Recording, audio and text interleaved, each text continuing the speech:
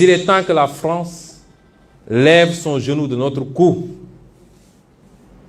7 siècles de misère faits de traite humaine, de colonisation et aujourd'hui de néocolonisation, cela suffit.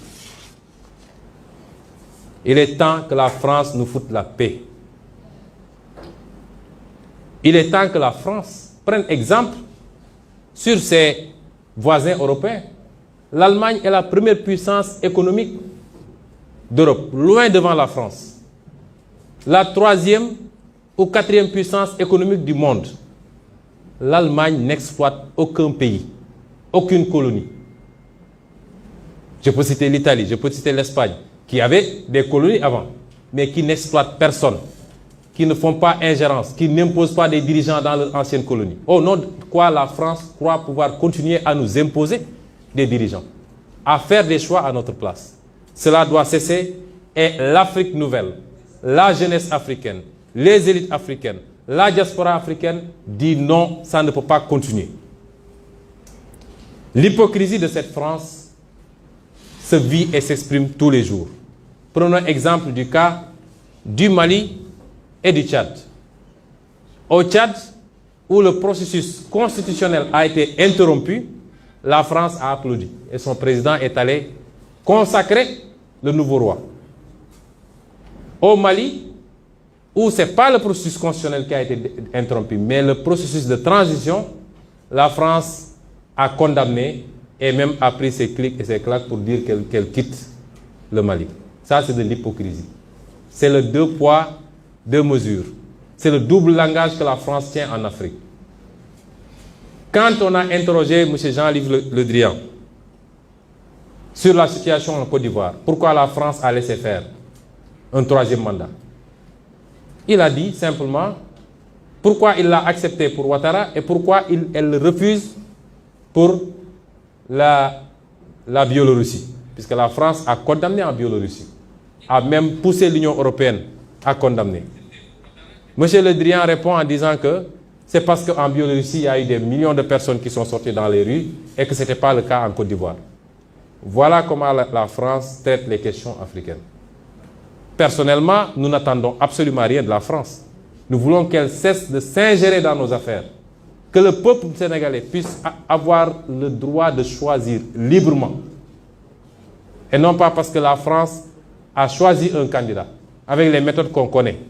On commence par cibler les gens, on les décore dans des légions d'honneur ou dans je ne sais quel autre grade, chevalier de je ne sais quoi. On les inscrit dans des loges maçonniques et on leur dit préparez-vous, ce sera vous après. Même l'hypothèse où Macky Sall ne pourrait pas passer, nous savons qui est en train d'être préparé par la France.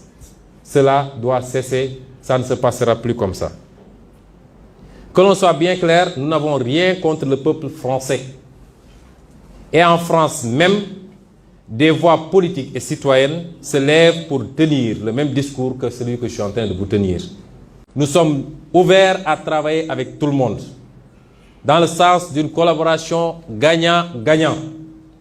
Nous avons besoin de gens qui investissent en respectant les lois de ce pays, réaménagées d'ailleurs. Nous avons besoin des gens qui transfèrent de la technologie.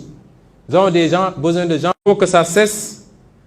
Il faut que ça cesse. Je ne suis pas en train de dire que la France est à l'origine de tous nos maux. Elle n'est pas responsable de la corruption de nos élites. L'argent du peuple qui est volé tous les jours, détourné dans des comptes offshore, détourné pour construire des immeubles à gauche, à droite, détourné pour corrompre de l'électorat. C'est ça, la France n'en est pas responsable. Même si son attitude complaisante peut y jouer pour quelque chose. La France n'est pas responsable du clientélisme, des détournements de deniers publics, de l'incompétence de nos leaders, incapables d'identifier les priorités. Elle n'est pas responsable forcément du bradage de nos ressources, même si elle en bénéficie très largement. Tout ça est de la responsabilité de nos dirigeants, incompétents, incapables et qui ne sont pas des patriotes du tout. Nous disons à la France d'écouter ces voix qui lui parlent de notre schéma, d'une autre collaboration entre l'Afrique et la France. Beaucoup plus juste, beaucoup plus équitable, mais beaucoup plus durable. Si elle sait l'écouter, je crois que nous aurons de beaux jours devant nous dans le cadre de la collaboration. S'il ne sait pas l'écouter, pensant pouvoir continuer à fonctionner comme du temps de nos grands-papas, cette jeunesse africaine ne l'accepte plus. Il faut que la France se prépare à une rupture définitive et à quitter l'Afrique. Parce que l'Afrique appartient aux Africains, elle n'appartient pas à la France. Elle n'appartient à personne d'autre, ni la Chine, ni les États-Unis, ni personne. Et les Africains veulent prendre le destin en main enfin.